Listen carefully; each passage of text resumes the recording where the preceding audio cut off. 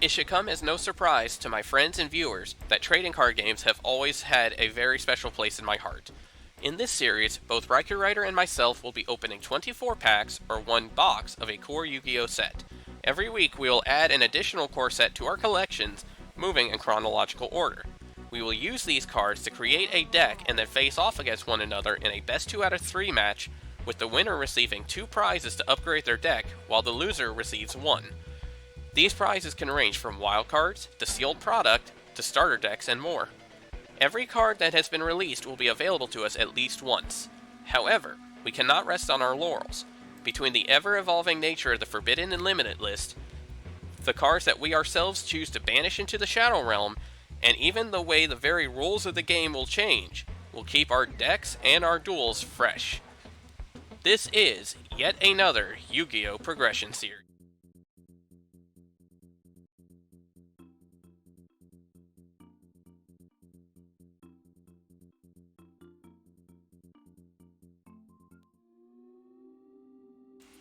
Alright, we're finally here.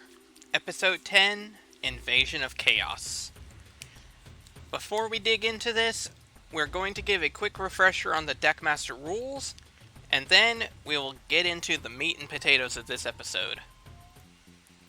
The following segment will explain how the Deckmaster system will be applied in the yet another Yu-Gi-Oh! Progression series. This set of rules will be in effect from Dark Crisis through Soul of the Duelist.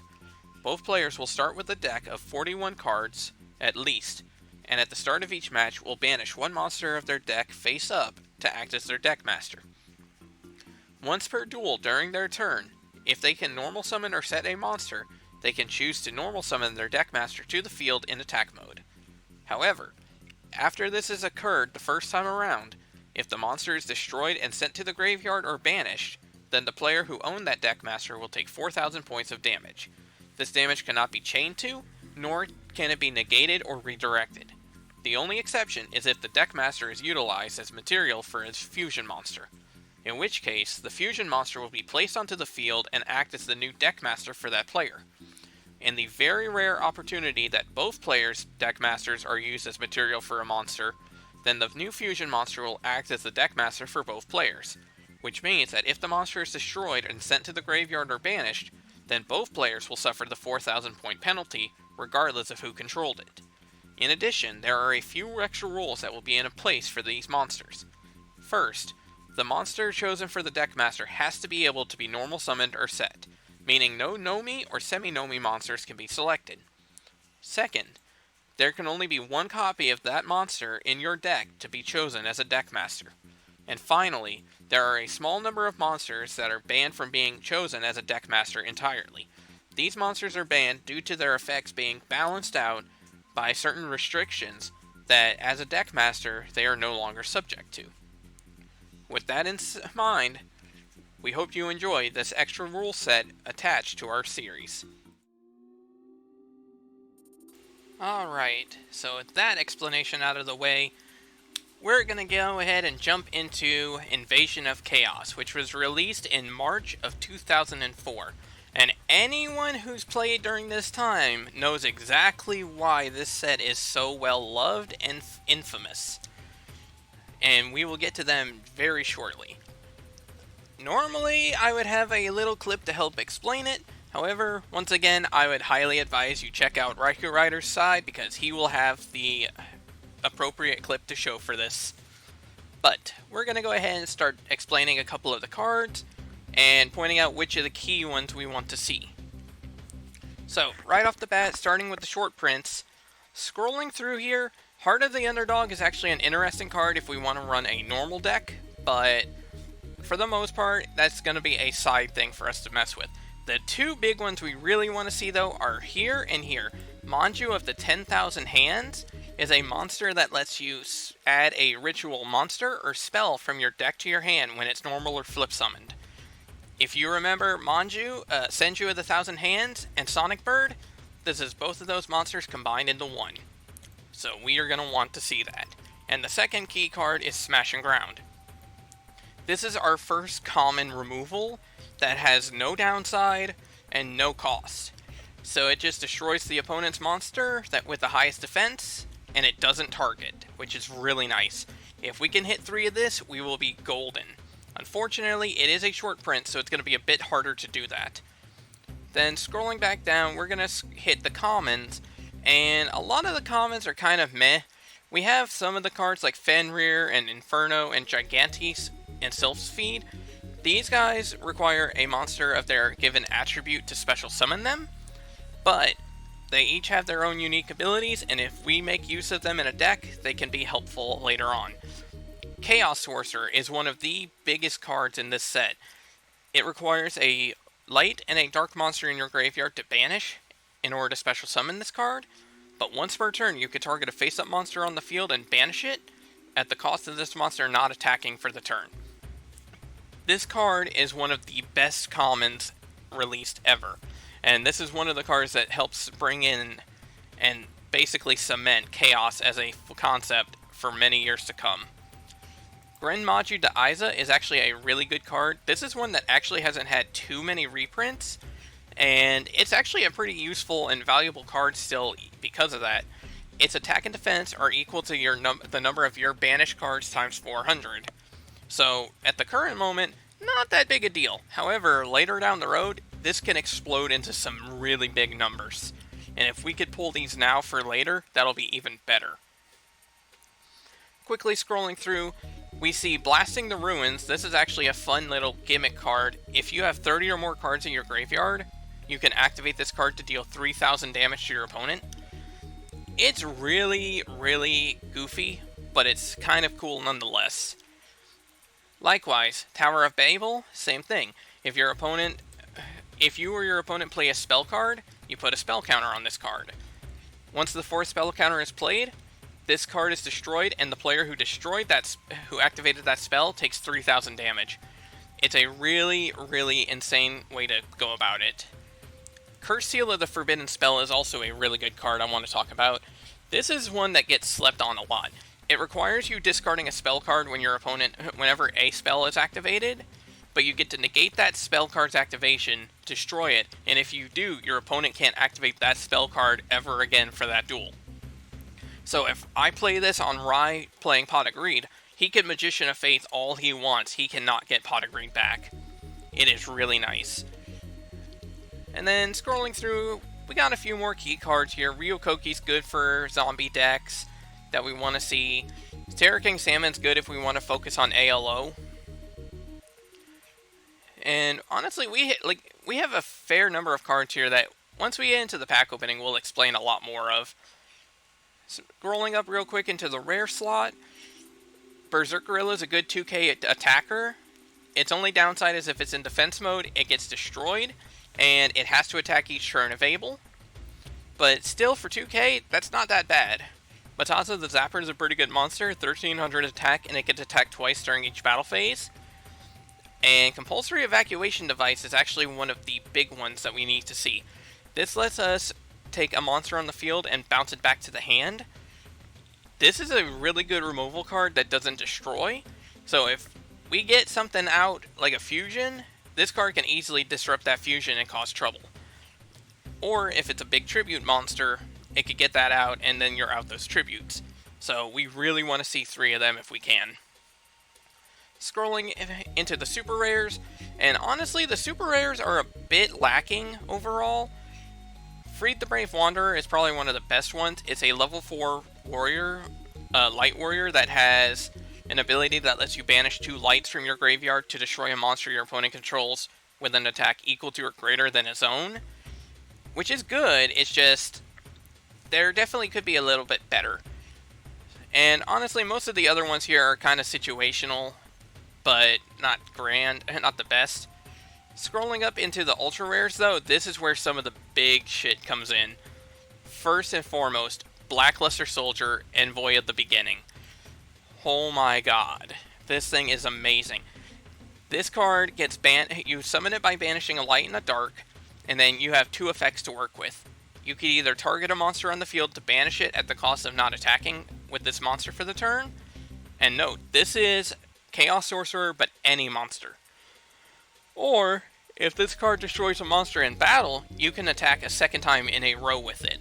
So it's not uncommon for you to be able to hit a monster in attack mode and then hit directly and deal like 4,000 damage to the opponent that turn. If we pull this, we are in a really good position. Dark Magician of Chaos is a really good card as well. It did get errated, but we're going to play pre-errata for a while. If it's summoned to the field, you get to target a spell in your grave and add it to your hand. Any monster this card destroys by battle gets banished, and then if this card leaves the field, it gets banished. So this is a really good card and a really fun card to work with. And then Dimension Fusion's the other really big ultra rare here. You pay 2,000 life points, and both players banish special summon as many monsters that they have banished as they can. Which, this is really good in general, but once you add in a certain card from the next set, this can be really broken. And finally, for the secret rares, hello Dolly. Chaos Emperor Dragon, Envoy of the End. It cannot be summoned or set. It has to be special summoned by banishing a light or a dark. And then, this is pre-errata, mind you. You could pay 1,000 life points to send all the cards in both players' hands and on the field to the graveyard, and deal 300 damage to your opponent's life points for each one sent. They did errata it later on to make it a once per turn, and prevent you from activating other abilities during the turn you activate it. However, we are playing pre-errata, which means that this card is going to be a house. If we pull this, we are in very good positions. If Rai pulls this, we are fucked, to put it simply. So, before we get into the packs, we do have one last thing to explain, and that is the February 2004 list. This actually doesn't have too much of a difference for us overall, but it does make a difference. Magical Scientist, Reflect Bounder, Vampire Lord, and Butterfly Dagger Elma all go to 1.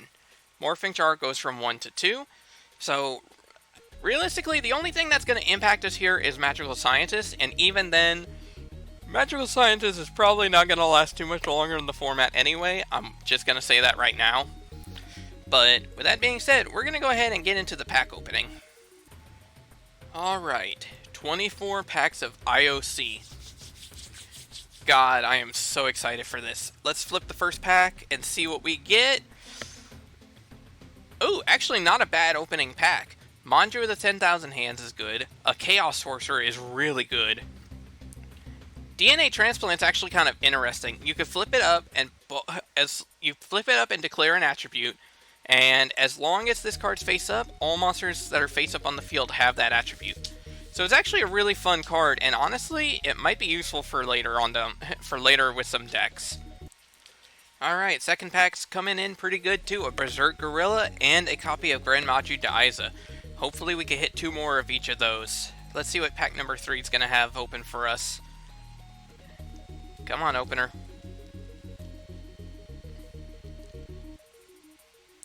There we go. That right there is why I edit down some of the packs.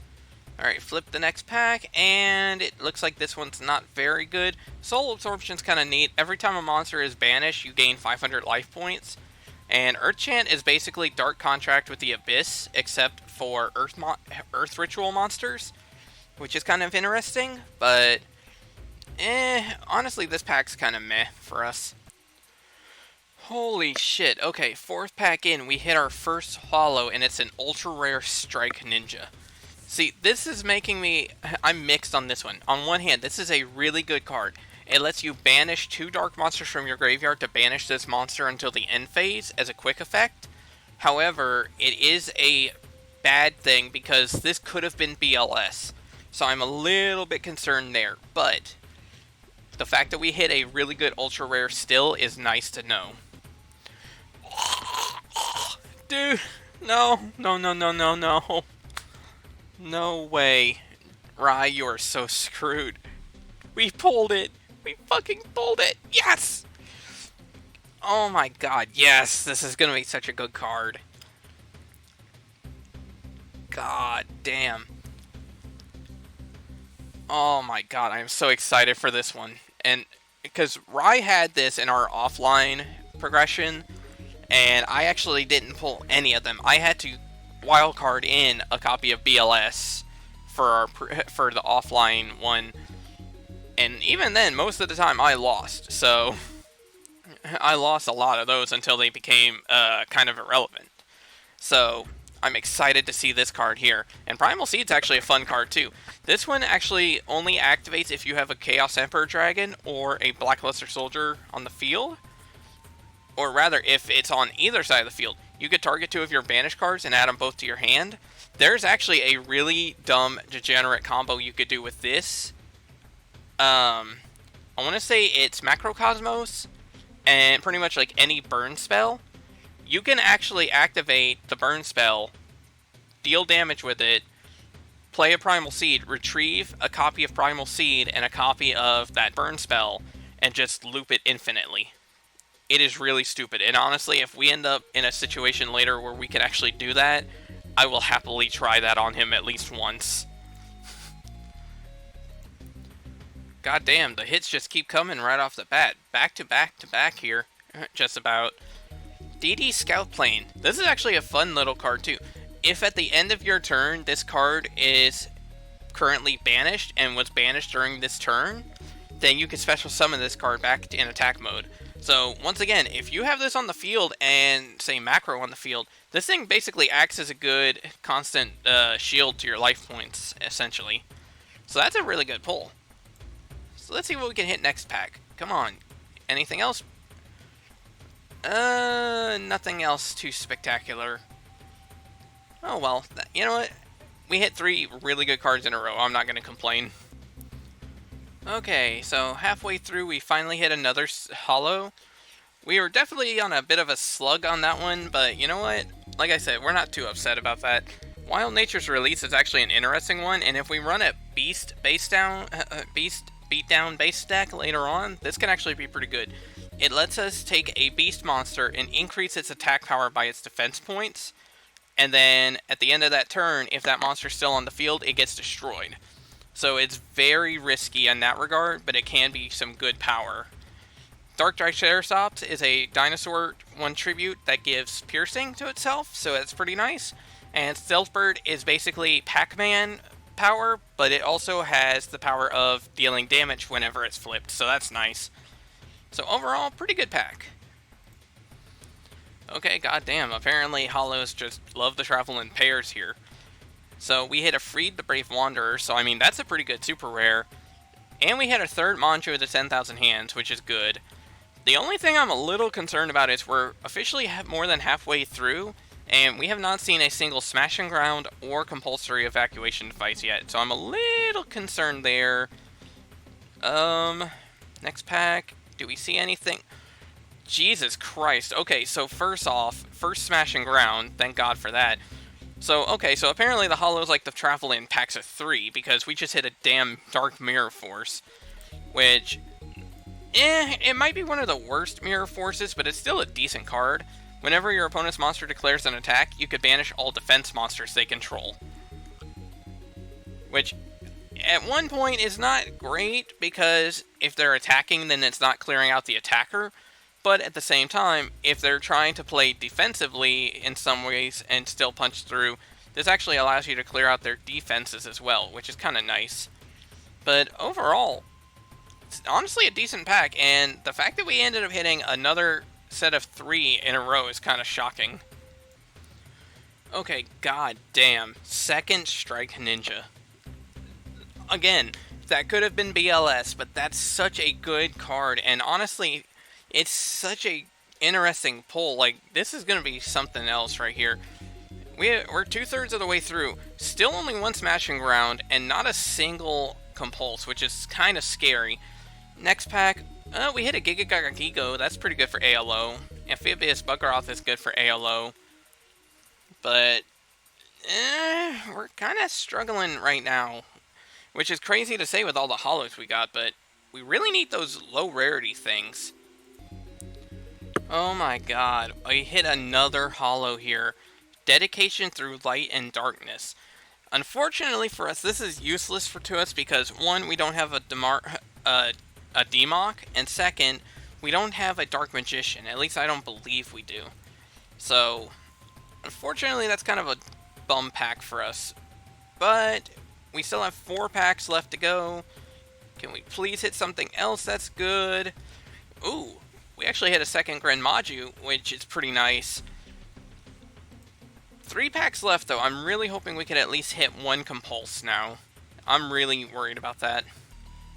Alright, so we only have 2 more packs left to go. Flip them up, and let's see.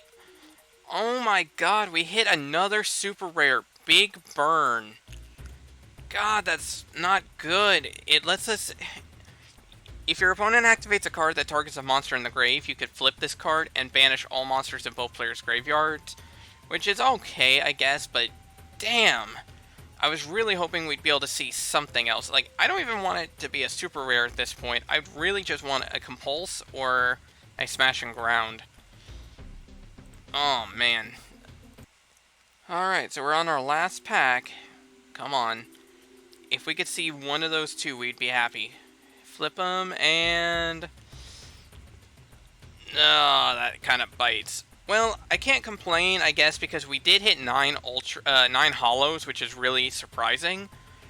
But God, losing out on those important commons and rares is gonna be a pain. But we're gonna take what we got, go into deck edit, and see what we could come up.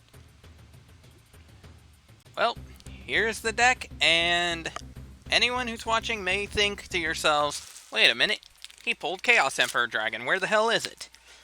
It's right down in here, and I will explain why in just a second. So, the pack pulls actually ended up really good in terms of hollows, but not much in terms of lower rarity. Specifically, we hit 1 Chaos Sorcerer. We hit 1 Smashing Ground. That was it. We did not hit any compulsory. We did not hit enough Smashing Ground to matter. We did not hit enough Chaos Sorcerer to make it a viable deck for us at the moment. So unfortunately, we're going to have to work on that. And until then, we're going to actually make use of some serious bullshit here. This is basically going to be RML Turbo with Blasting the Ruins. So let's go through the card by card. We have 2 Magical Merchant. Specifically, the goal here is going to be to use this to get access to Butterfly Dagger Elma as soon as we can. Magician of Faith, 2 copies here specifically to get Elma back to the grave from the grave if we need to. Morphing Jar number 2 is actually here to help mill the deck a lot and hopefully get our Magician of Faith on the field and preferably Elma in the graveyard at the same time. 3 Royal Magical Library, this is going to be the linchpin for us because if we could get this on the field and get a spell card loop going, then we could draw through most of our deck. We have 1 Sangan to help search out pretty much everything that we listed beforehand. We have 1 Sinister Serpent to help out with cards like Graceful Charity, to help out with basic discards, and act as a meat shield if necessary. Then we have 3 Battle Footballer, 3 Blazing Enpachi, 2 Neobug, and 3 Soul Tiger. These are all here as basic normal monsters, just to help cycle the deck faster with Heart of the Underdog, as well as act as big beaters if we need to, or big walls. For the spell cards, we have 1 Butterfly Dagger Elma, thank God we hit that wild card, 1 Dark Hole, 1 Diane Keto the Cure Master. This is actually to do 2 things. 1, this is to boost our life points, which doesn't seem like that much of a benefit, but still. And the second is, it gets an extra card into the graveyard. And it's a spell card, so it helps with Magical Library. 1 Graceful Charity to help cycle through, 3 Heart of the Underdog. The reason for this is that, yes, our deck is pretty big here. However, we have 11 normal monsters out of this. So, if we could cycle through a bit, play 1 or 2 copies of this down, and then draw a normal monster at the start of the turn, we could multi-draw and hopefully thin the deck out a lot more that way. 1 Heavy Storm, we're preferably going to hope to hold on to this until the very end. 1 Monster Reborn in case we absolutely need to get something like RML back. 1 Pot of Greed, 1 Raigeki, 1 Swords of Revealing Light, 1 Upstart Goblin, again. Oh, whoops. Alright, back to business. 1 Upstart Goblin, again, just to help thin the deck a little bit, as well as get another card in the graveyard for later. 3 Wave Motion Cannon, this is primarily going to be to help soften Rai up for our main hit, which is going to lead to our trap cards. 3 Blasting the Ruins. we can only activate this card if we have 30 or more cards in our graveyard, and it deals 3,000 damage to the opponent's life points. The goal of this deck essentially is going to be to dump as many cards as we can, draw as many cards as we can, discard to hand size potentially at the end of the turn, have these 3 set, and then as soon as Rai starts his turn, just flip these 3 up and go for an OTK. That's our end goal. Whether or not we're actually going to pull that off, God only knows, but we're going to give it a shot. 1 magical cylinder for in case he actually tries to attack us now that he's more aggro. 1 reckless greed, again, just to draw and cycle through more. 2 Sakuretsu armor. 1 Waboku. This is basically going to be a case of if we need an extra turn to survive, this will let us live for a turn. And then our deck master is Gearfried the Iron Knight. Again, extra deck, same thing as usual. And then for the side deck, this is going to be transformative if we need it. 3 Boganian. This lets us deal 600 damage to the opponent each standby phase. Our 1 CED, 2 Chaos Necromancer. This is actually something to tech in here as a backup in case we don't want to go full Chaos strat, because we can dump our monsters and then have Chaos Necromancer gain 300 points for each one in our grave. So it could be a big hit there. 1 Chaos Sorcerer, 1 Exile Force if we really need to hit something that's a problem monster for him. 1 Freed the Brave Wanderer, 1 Mask of Darkness. This is in case something happens and we absolutely need to get back Blasting the Ruins. 1 Witch of the Black Forest. It doesn't really help us as much here because of how many high defense monsters we have. But if we go into the Chaos strat, then this could be more useful. 2 copies of Stumbling to help kind of slow things down again if we need to. 1 Gravity Bind to help slow things down more. And then Ring of Destruction if we need to finalize it. So that's going to be our setup, and hopefully we can take this down. I really don't think this is going to work, but if we have pulled some dumber shit before, but this may be the dumbest deck I've ever made, so let's see what happens. So let's get ready for the duel.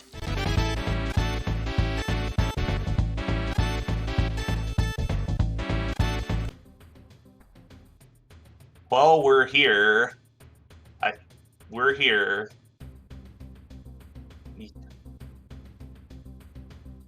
Yep. This left a very lasting impact on the game across the rarity scope, except super rare. The super rares in this set are horrible.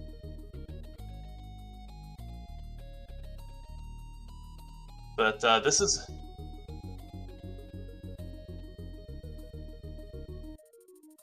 But this is an important duel for multiple reasons, because there were also a slew of video games that came out in between Dark Crisis and Invasion of Chaos, and there are some pretty powerful promos up for grabs.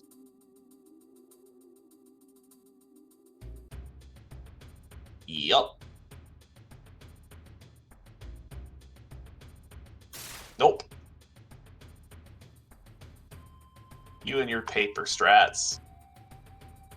I'll take the play. Good luck, duelist. And I actually drew my deck master this time. So my deck... Oh, you're on the combo, I see.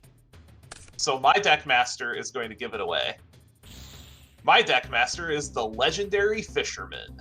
And this is pre-errata Legendary Fisherman, too. So for those of you that are unaware of how the Legendary Fisherman originally worked, if he is the only monster on your field and you control Umi, that does lock your opponent out of attacking. So I will go ahead and begin by drawing a card for my turn, moving to the standby phase, moving to the main phase. I will activate my Pot of Greed, because I feel that's a good way to start this duel.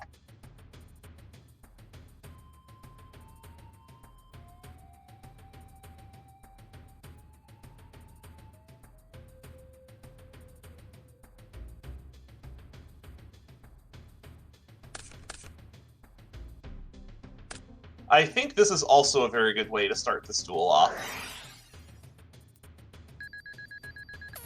What you got? You're gonna see my strategy front line and center, and I hate that. Interesting. Well, the worst part is I had the whole fucking setup start. Well, just about to. Well, first of all, the Raigeki is gone. Okay. So your hand is Blasting the Ruins, Royal Magical Library, Heart of the Underdog, and Soul Tiger. Alright. That's good to know. I will go ahead and set a monster, set a back row, and activate Heart of the Underdog. Oh, God, okay. Card's good. Yeah, it is. Go ahead. Draw. Standby main. Well, could be anything, but I'm going to set a card, and I'm going to fire off my own Heart of the Underdog. You got it. Yep, you got it. So let's go ahead and draw for the turn. I will show you a Gaga Gigo. I will draw a card. Standby main. So here's what we're going to do. I don't think you're going to like this too much, given that you have nothing but defensive monsters in your hand. I am going to activate a Legendary Ocean. Oh, gross. Okay. I am going to normal summon Amphibious Boogroth Mark III. Oh, crap. Okay. I will go to the battle phase and attack you directly. Yep, that's 17 to the dome. Go. Alright, draw. I will reveal my Blazing Inpachi. Sure. I will draw. Standby main. Ugh. Well, I don't necessarily like doing it this way, but I'm gonna run out my Blazing Inpachi. Okay, you have a Blazing Inpachi. And let's go ahead and take care of Bugroth. I'm gonna compulse it. Your Bugroth or me? No, I'm gonna compulse your Inpachi. Damn. Sorry. Okay.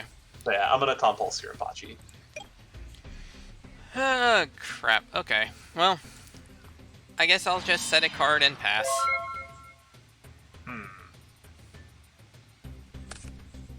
Off return, standby main. Well, since you were kind enough to set a card, sure. Did I get the Blasting the Ruins? No, but you got the Saku. Oh, Damn that's it. a nice hit. Yeah, that was... I was hoping to at least clear out the damn Bugroth first, before I had to see that. I am also going to normal summon my Giga Gaga Gigo. Ah, hell. So big boy. Yep. Also put my Witch too. Proceed to the battle phase. 1700 direct, first of all. Alright. Then I'm going to hit over what I assume is a Soul Tiger. It was my library. Oh, it's RML. Okay. And then And then 11 direct, yeah. Go. Draw. Oh shit, okay. What did you draw? Okay, so Now I'm first scared. off, I'm gonna summon out my Deck Master. Okay. Then I'm going to activate Monster Reborn to bring back my Royal Magical Library. Oh no. Oh no. Oh no, is this full combo? Then I'm going to activate Butterfly Dagger Elma off the top. Oh wow. Well, I guess you can draw as many cards as you'd like. Show me your kill. Okay. What's your kill? So let's do... We'll just say, for the sake of argument, 36. You can only draw up to 10 at a time. Oh. Alright. So... Oh, I think I see what your kill is. Thankful. Yeah, I think I see what your kill is. This is silly, dude. Wow.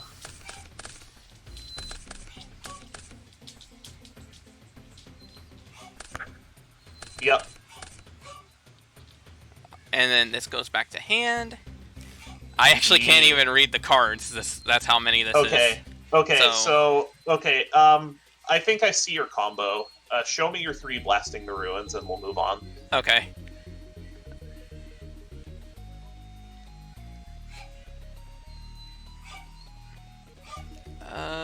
Where'd you go? That's... Alright, there's one.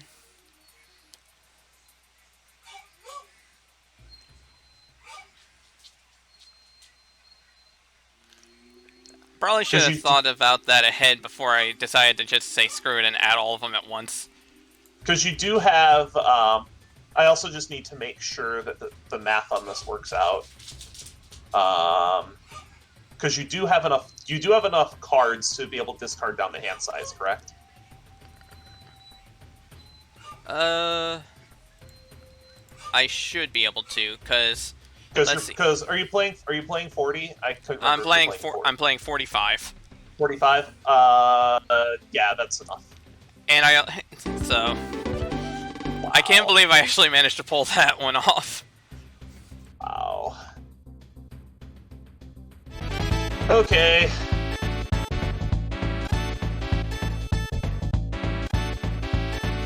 Oh, so you actually made the Elma combo work. That's pretty sick. And the funniest part, too, is the fact that you had told me originally, like, what's your end game anyway, because I don't have Exodia. I was like, I need to find something. And the funny thing was, originally I was going to wait for this until Soul of the Duelist when we got Cemetery Bomb. But then I reread that card and found out it was for every card in your graveyard. So I was like, I need to find a new solution to that. That is a pretty good solution, not gonna lie. I highly doubt I'm going to take games 2 and 3, but the fact that I actually managed to get it for game 1 is hilarious. Yeah, and you said you peeled that Elma off the top on the last turn because you were very, very dead otherwise. Oh yeah, I was absolutely doomed otherwise. Draw for turn, stand by main. Normal summon a Bungus. Set a couple. Go. Alright, draw. Standby main. I'm going to set a card, and then I'm going to activate Stumbling. I was wondering if you would be on Stumbling. Standby main.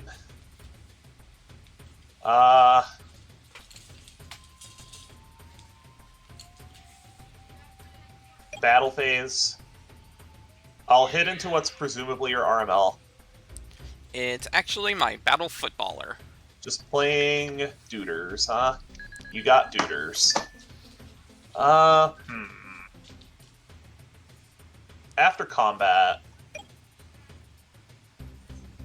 I will normal summon my Amphibious Boogroth and it goes to defense. Then I am going to... You know what, let's go ahead and just get this out of the way. I'm going to prohibit Butterfly Dagger Elma. Okay. Gotta keep these combo decks honest. Go ahead.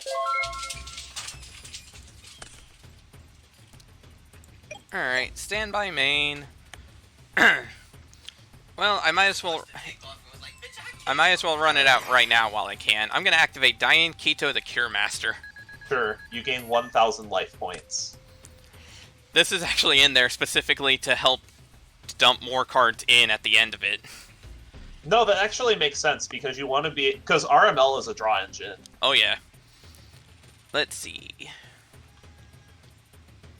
But I need to keep this combo offline.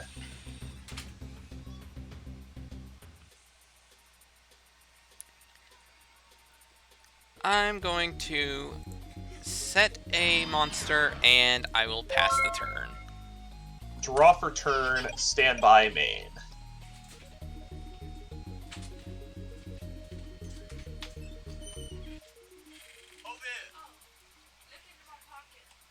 I'm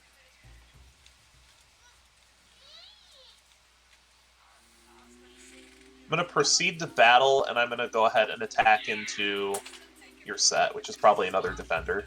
It's actually my Magician of Faith, so I will add this back to hand. More life points, got it. Then after that, I am going to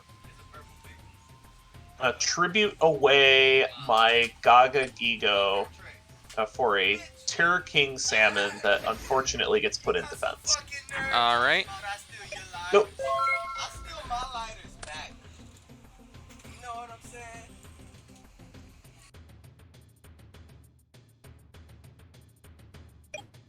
Stumbling is a good card.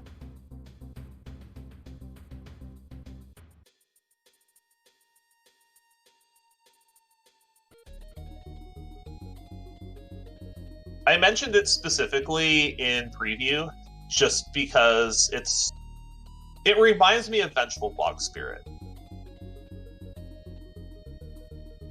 I think it's actually a little bit better than Vengeful Bog Spirit.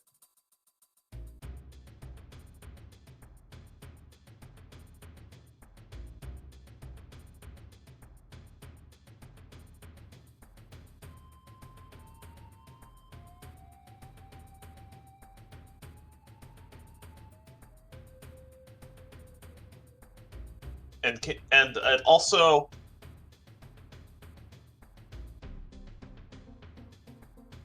yeah, it's also just better because you can't.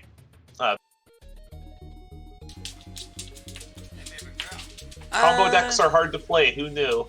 Yeah. If only. See, funny enough, if your Salmon only had 900 defense, I could at least put my Battle Footballer in attack and beat over it. You could. Instead, I think I'm going to have to run out a Dark Hole here. My body. Oh. Okay. That kind of bites.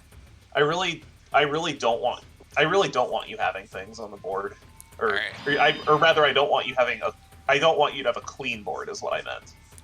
Well, I'll set a monster, and oh shit. Well, I mean, we that knew doesn't that's what it matter. was. Yeah, you pretty much knew exactly what that was going to be anyway. So. All right, you have lots of life points. Draw for turn. Stand by main.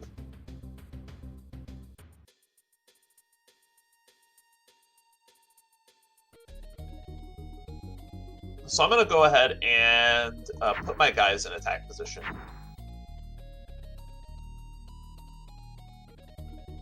Then I will proceed to the battle phase, and I will attack into your set. Then after combat, I am going to banish Gaga Ego to special summon an Aqua Spirit. Oh, crap. Then I am going to pass the turn, and during your standby, I'm going to force your Battle Footballer to attack position.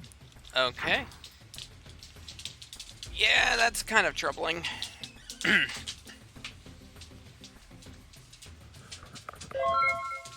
Alright, so draw.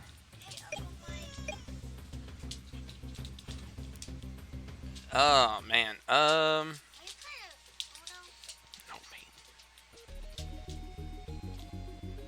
I think I'm going to set a card, and then I'm going to set a monster, and I'll pass. Yep. Draw for turn, standby, main. I'm just gonna run out guys.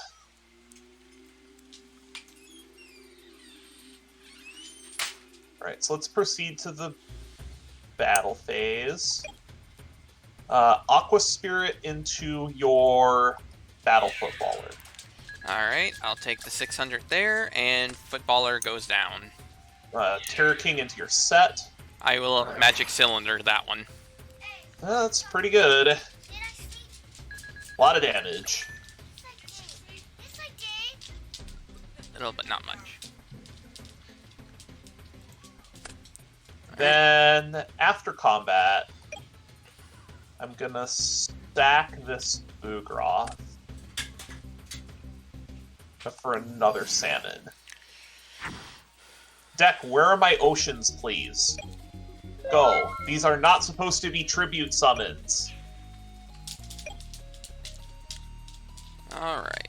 I was trying to sleep because Michael and the dog started making noises. Alright, I'm gonna set a monster, and then... Love it! Yeah! Stop it. Go to bed. Okay, just passing. Yeah, I'm just gonna pass. Draw for turn, standby main. Thank you. About time. Ah, crap. So I'll go ahead and proceed to the battle phase. Attack into your new set. That was my Blazing Enpachi. Attack into this set. That is my Battle Footballer. 18 direct. Yeah.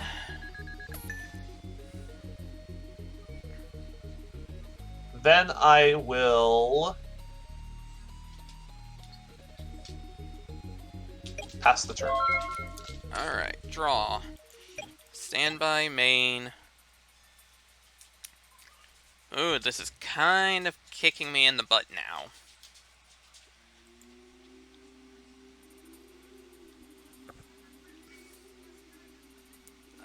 I'm going to set a monster and pass the turn. That stumbling is actually kind of making me suffer now. At the end of your turn, I'm going to compulse your set. Ooh, okay. That goes back to my hand. Draw for turn, standby main. I am going to summon my Deckmaster, the legendary fisherman who does not go to defense.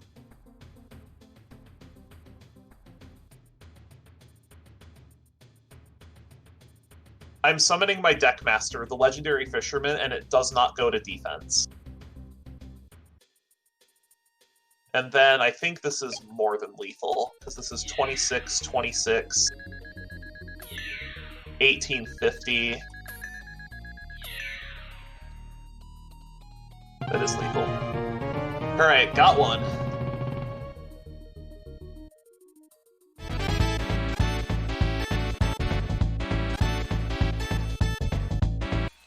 Alright, so game 3. Let's see what we're gonna have here. Honestly, getting the first draw is really big for you. Oh yeah. I drew him again. That's funny how a 1 in 40 chance, and you managed to pull it off twice in the course of the match.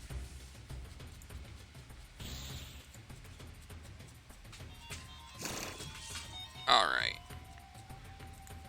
Draw. Standby, main.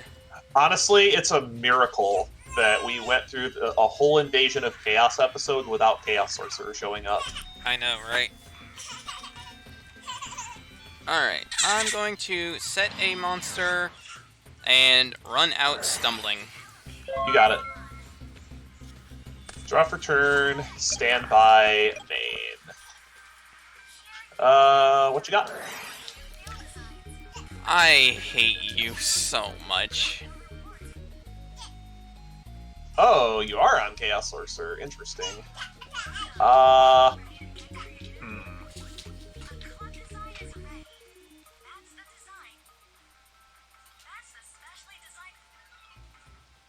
This is a decision, actually. Lower that. I don't really care for you having Ring of Destruction.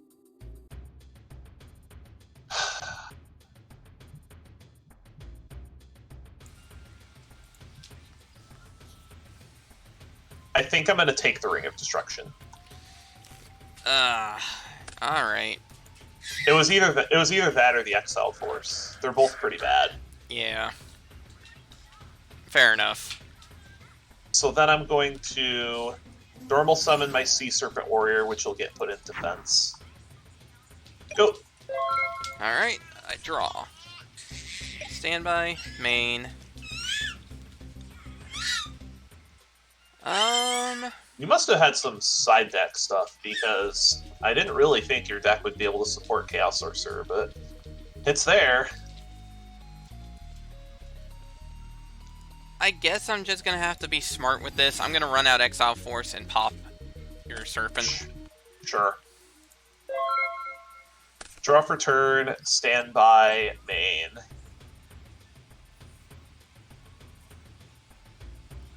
I am going to...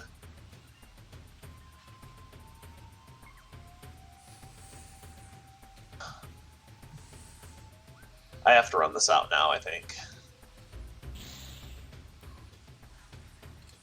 It's an Aqua Spirit, but it's not going to be here for too long. Alright.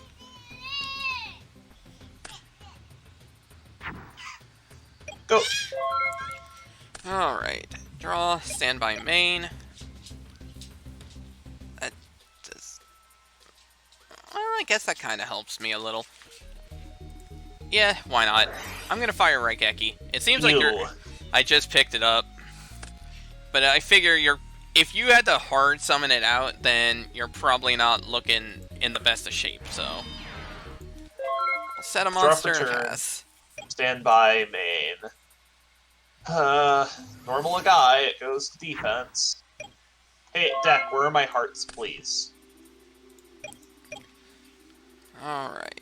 Can I have Heart of the Underdog, please? Well, I don't want it now, because I've drawn so many normals, but... I will set a card. I'm gonna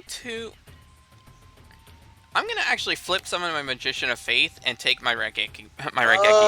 Raigeki again! Ugh. So bad.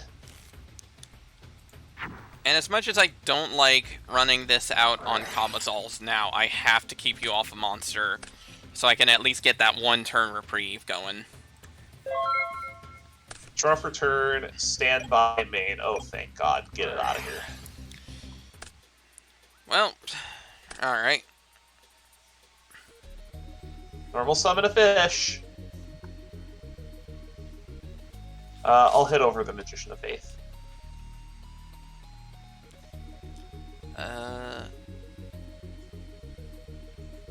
Okay, where's the fish? Dueling Book, please.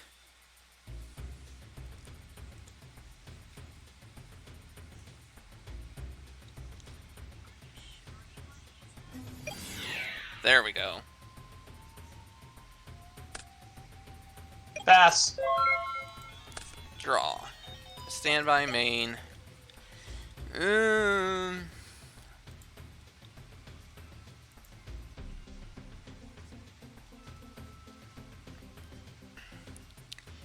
God, I don't like this, but alright, I'm gonna run out Boganian. You have a Boganian.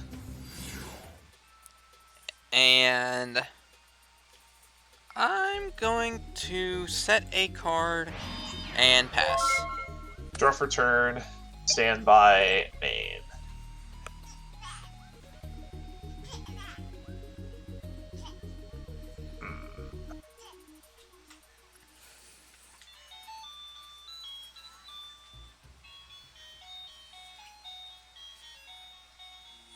Sack him off. Here, King. Alright.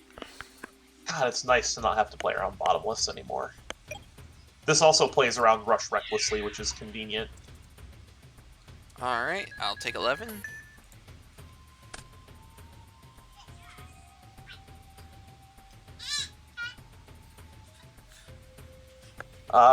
Then...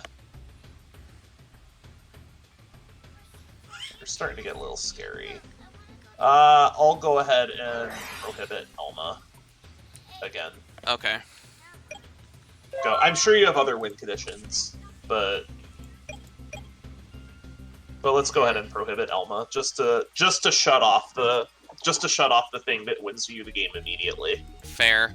Okay, so I'm going to banish a light and a dark. Oh yeah, Chaos Sorcerer is pretty good. I was thinking about prohibiting that too. And we will go ahead and banish. That guy goes away, yep. Then I will end my turn. Draw for turn, stand by main. Set a back row, go. Alright, draw. Standby main. I'm going to flip my Magical Merchant. Merchant can merch.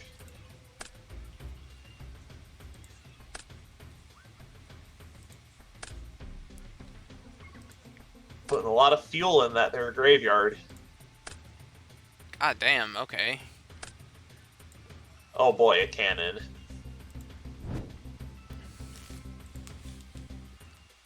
Alright. So we're gonna go ahead and fire off our Heavy Storm. I'm gonna chain Raigeki Break. Ew. Okay. Kill the Chaos Sorcerer. That kind of sucks. Okay. So, okay, so I'm gonna fire off the Wave Motion Cannon, and we're gonna actually summon out another Chaos Monster. Oh, don't tell me you got BLS. No. It's Chaos Necromancer.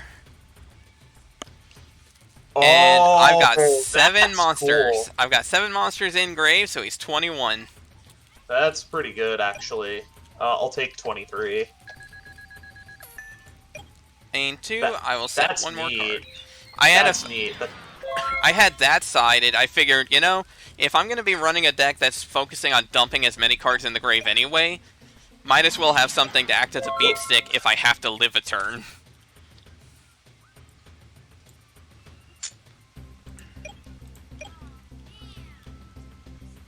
Alright. You know what's better than one wave motion? Oh, wow. Yup. 23.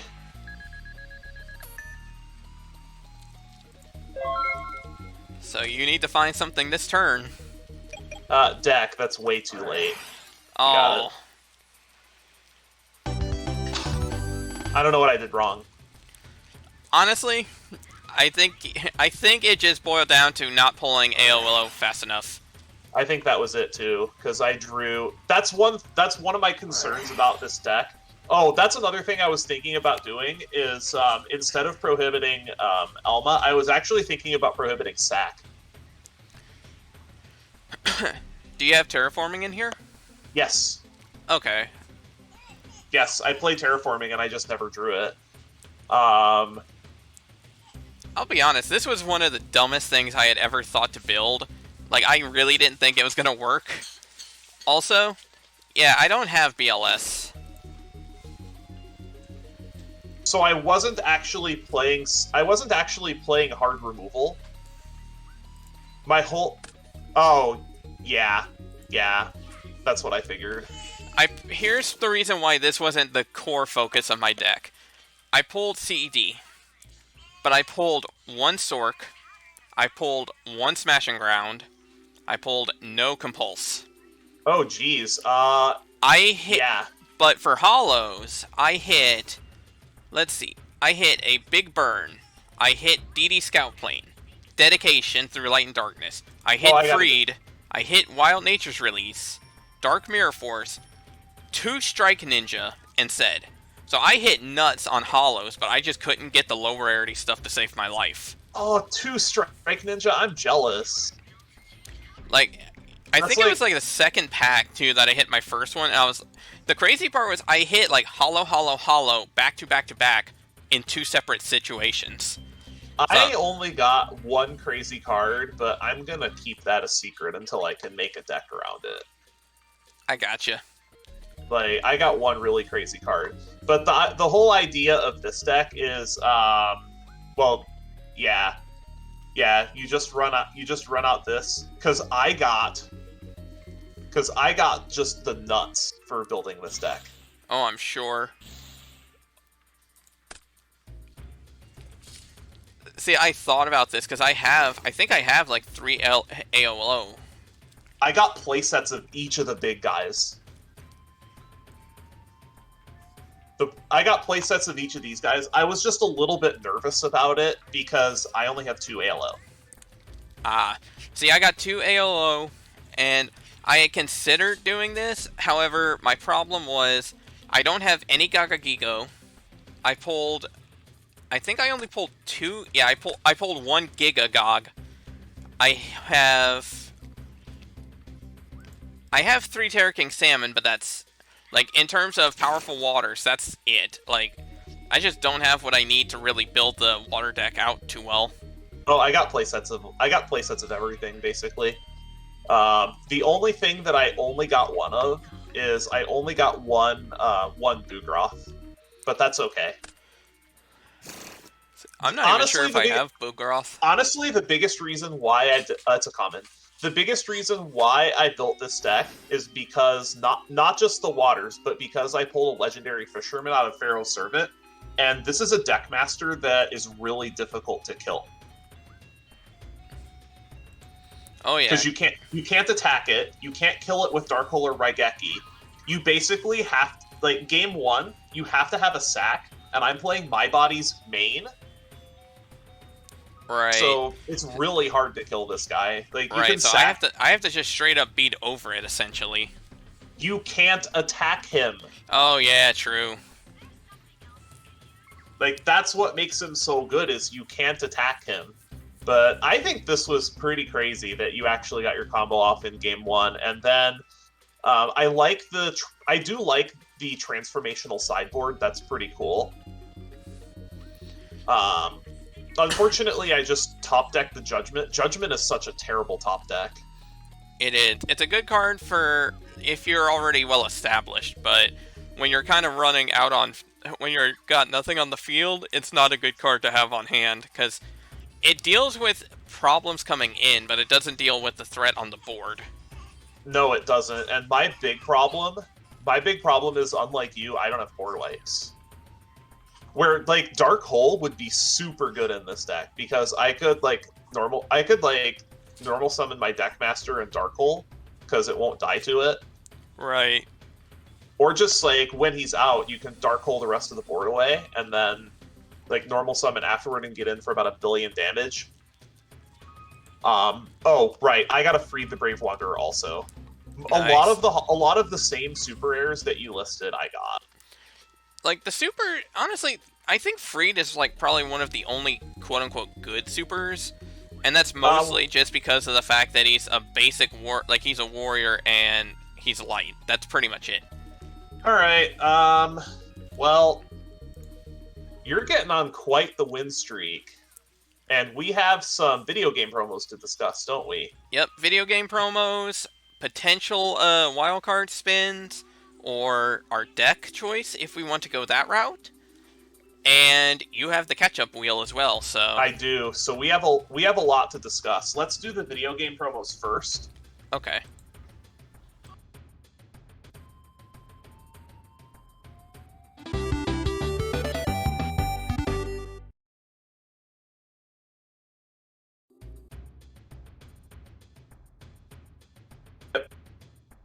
There we go. Yeah, because the Moth is just a paperweight. Yeah, the Moth is just a paperweight, so I think I'm going to go ahead for the Sacred Cards, and I'm going to select Negate Attack. That's not bad. I'm actually okay with this. Like, Ryoku is fine, too. But, because Negate Attack gets some reprints down the line.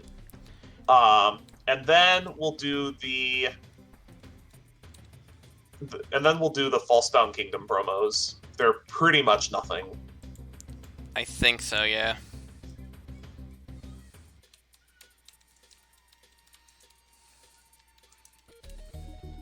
Let's see. There we go.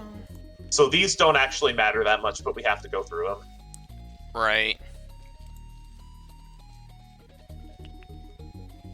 Power of Chaos.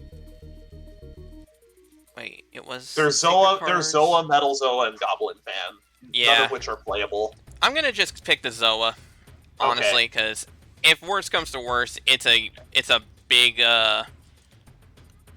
And just to be nice, I will let you have the Metal Zoa as well, so you can actually use it. Okay. So I'll just take the trap card, and then we have one of the big ones, which is the Power of Chaos Yugi the Destiny promo cards. There are 5 of them. Yes, there are, and I know which one you're taking because there's only one card that's really good. oh yeah, my first pick is definitely going to be Anti-Spell Fragrance. All right, if you're going to take the Anti-Spell Fragrance, then I'm going to take the Dark Magician. Oh, I had a feeling you would do that too, like, because now you got 2 of them. If I can ever get enough DM support, then sure. And as much as oh man, as much as I really want to take Thousand Knives just to hold you off on that, because if I remember correctly, I think Thousand Knives was like a holo also at a time. Thousand Knives gets a reprint or two also. True.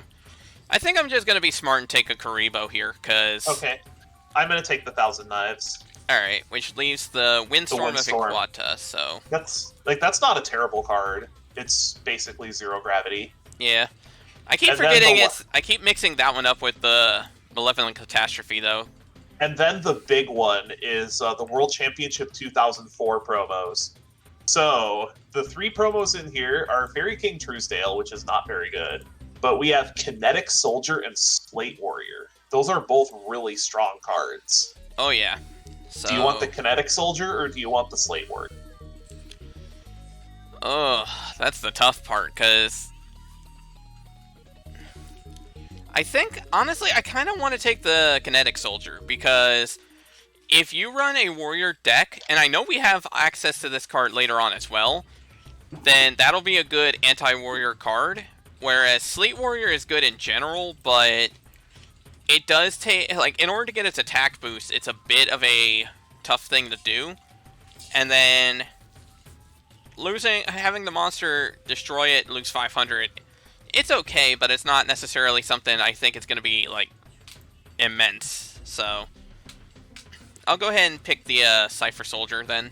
Yep, I'll take the Slate Warrior. Which leaves you with the Fairy King. And then we have one more thing. Then we have one more thing to discuss, and that's the decks. Now these decks aren't great, but they are an option. Right. Which I don't really get a say on the decks because I'm in Poundtown, so you'll get a choice of the deck if you want, or you can try to spin for wildcards or sealed product. as much as I really want to take one of the decks, because like another Waboku sounds like it'd be a lot of a really good card, and I'm pretty sure we're running low on opportunities to get Waboku. Because I think this might be one of the last deck sets that actually give that to us. 2 Waboku already, and I don't really see the need to pick up a third. Let's see. See, this is the other tough part too. It's the fact that whichever happens, you get the catch-up wheel on top of this, and then whereas I have to, if I take this, this is forfeiting my second spin. So Correct. it's essentially like, is the Waboku worth 2 spins? Or is it worth trying to spin the wild cards to try to catch up on some of the cards I missed? Yep. Yeah, you need to make that decision, and then I'll make my decision. Because I just need to know what your decision is, and then I'll tell you mine afterward. Right. Let me scroll real quick. I want to scroll down to Waboku. I want to see exactly how many more options, how many more chances we're going to get at this. Yeah, you got it. Because if we don't get very many more, then I really don't want to take a chance. Let's see. So we lost out on those. Guardian Guards, Fortress, Zombie World. So we have a chance with Zombie World. I think there's a fair number of reprints left. They're in it looks like it's in Battle Pack 2, War of the Giants. Which is That's okay. a ways away. Yeah, that's a ways away. What is Structure Deck Guardian God's Fortress? Oh, That's a ways Invincible away, too. Fortress. That's a ways away too. Oh, that structure deck is really bad. God. Oh, man. Alright, well, need a decision.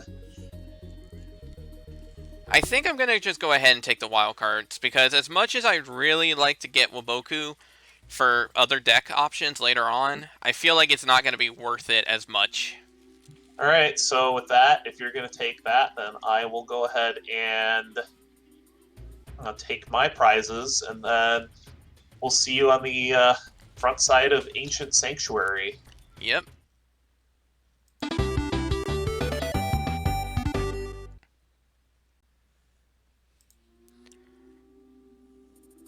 Okay, so after some careful consideration, I decided that we're actually going to go and spin the pack wheel for our 2 spins. The reason is because, yes, it sucks that there is a 40% chance of hitting the packs as opposed to the 60 of the tournament packs, and I still don't want to hit those tournament packs, mind you. But I have 2 big reasons for this. The first is that the wild cards are nice, but honestly, I am still lacking some very important cards in Invasion of Chaos. Specifically, I have only 1 Chaos Sorcerer, 1 Smashing Ground, and no Compulse. So, 2 of them are commons, 1 is a rare. If we can hit 6 packs, or even 12 packs, and successfully manage to hit what we need to hit for that, then that's even better. Because if we hit any of those in those packs, then that's going to be a lot better than just picking a random one out of the prize, out of the wild card. So, with that being said, let's give our first spin and see what we can hit. And hopefully we'll hit those extra packs, because Tournament Pack 4 is not the worst thing in the world, but I definitely would prefer these. Okay, good, and we're getting 6 packs of that, which is actually really nice. Now, I'm going to hurry up and spin the second time around, give it a few spins. That way we could just figure out what we're going to need to do all in one go. Because it's either going to be 12 packs or it's going to be 6 and 3. And it's going to be 6 and 3. That's not very good. Oh well, that sucks, but you know what? We can take that. Let's see what we can do. Okay, so we're going to go ahead and just start off with Tournament Pack 4. Like I said, there aren't really a whole lot of cards here that we want to see. Honestly, the Ultra Rare Royal Decree is probably the best one, but I don't really have my hopes high for this. But let's just flip the first pack, see what we hit. Ooh, a Mystic Tomato. That's actually not that bad. Syndra with 1,000 Hands. I think we have a playset of this. And I think we have a playset of Rush Recklessly. But you know what? That's not too bad. And yeah, it actually turns out we only had 2 Rush Recklessly. So this actually fills our playset of that too. So that's kind of nice. So second pack, let's see. Nibble Mamanga. I think we don't have one of those. Or if we do... Yeah, we actually have 2 of those. A Gravity Bind, which is kind of good. Well, we already have 3 Gravity Binds, so that's not as big a deal. And we already have 3 Noblemen of Extermination, so not the best, but that's not that big a deal. And our last pack. And looks like it's nothing all that special. Karate Man, Hayabusa Knight, and another Rush. So that's not the best thing. I mean, second Hayabusa is not too bad. And that's actually our first Karate Man, which is funny because we're not going to use it, but still. But that's fine. We're going to go on to the 6 packs of Invasion of Chaos. So, flip the first pack, and let's see what we hit. Nothing that we really want to see, necessarily, but... I mean, Zero Gravity is not too bad. Another Manju, which I don't remember if we actually have a playset of that. And Dark Triceratops isn't terrible. Alright, so second pack. Flip them up, and... Ew. Okay, another Dark Triceratops. We already have a playset of this. And honestly, that's kind of it for this pack. That's kind of disappointing. Alright, third pack in. Ooh, DD Designator. That's actually not bad. I mean, it's not the best holo, but it's actually not terrible. So this is actually a fun card. You could declare a card name, and if your opponent has it in their hand, it gets banished. If you don't have it in their hand, then you banish a random card in your hand. Now this is actually pretty good because if Rai pulls something using Sangan or something during my turn, I can play this in main phase 2 and just banish that out, which is pretty nice. So that's kind of neat. That one I'm going to have to explain in just a second. Well, you know what? Actually, screw it. That was going to be a mistake on my part, but we'll go ahead and talk about that now. So, Rai, unfortunately, got another Ban A card spin on his wheel, and he elected to pick Monster Reborn, which is actually the first one that really hurts. So unfortunately, our easy revival is going to be gone. But, you know what, that's not that big a deal. So, we're going to go ahead and see what we can hit for the rest of these packs. We have 3 packs left. Hopefully we hit something good. Alright, pack number 4. God, we are really swinging, and it's a real swing and a miss so far. I mean, another Boganian, that's kind of nice, but still. Alright, pack number 5. Okay, we hit another Trap Jammer. That's actually kind of neat. Still no Smash and Ground or Compulse, though, which is kind of a problem. We have 1 pack left. Hopefully we hit something important. Okay, last pack. Please. Smash and Ground, Chaos Sorcerer, Compulsory. One of those 3. Survey says... God damn, we did not hit any of that. I mean, Getsu Fuma's not a terrible card. It's a decent attacker, but...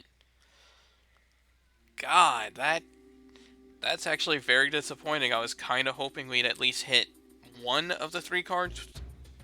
At least 1 copy of one of them. But... okay, so unfortunately that means that is going to be some wildcard requirements later. But, oh well. With that being said, that's the end of this episode. We're going to catch you guys next time. And next set is Ancient Sanctuary. Do I expect a lot to really come of that one? Probably not, but we'll see what we can come up with. So, until then, have a good one.